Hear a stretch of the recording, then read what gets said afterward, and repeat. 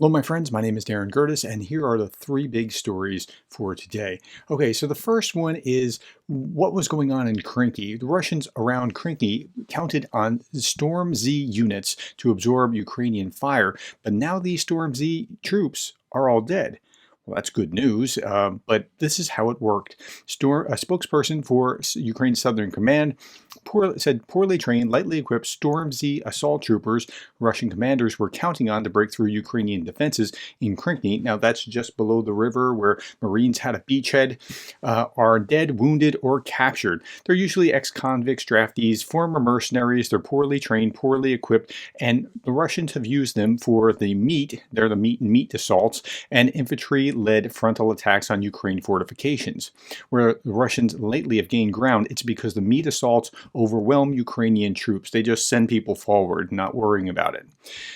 If this spokesperson is correct, Russian command and control is fraying around Krinky. So keep an eye on what's going on in Krinky. There's a lot of confusion in the leadership of the Dnipro group. Okay, well, that's good news in and of itself. Second story, I thought this was interesting, especially because I'm looking more and more at the differences between Russian theology of the state and what kind of message that they're communicating out to the world and why. So the Russian Orthodox Church calls for the expulsion of a priest who failed to pray for victory.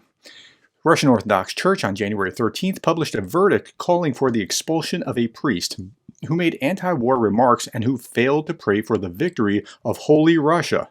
Look at that, Holy Russia. So Russia is looking at itself as a theocratic state in some regard. Like it's hard to explain. It's not like what you would think, but Russia, there's God, there's Russia, and then there's everything else that's evil, and that's the way that they see themselves. Now, in its war of aggression against Ukraine, according to Russian media, the verdict against Alexei Uminsky will be sent to the head of the Russian Orthodox Church. Of course, that's Patriarch Kirill for his signature. Kirill was at least associated with KGB, maybe still is with the FSB. Okay, last story, and this has potential dynamite to blow up. Taiwan voters dismiss China warnings and hand a ruling party a historic third consecutive presidential win.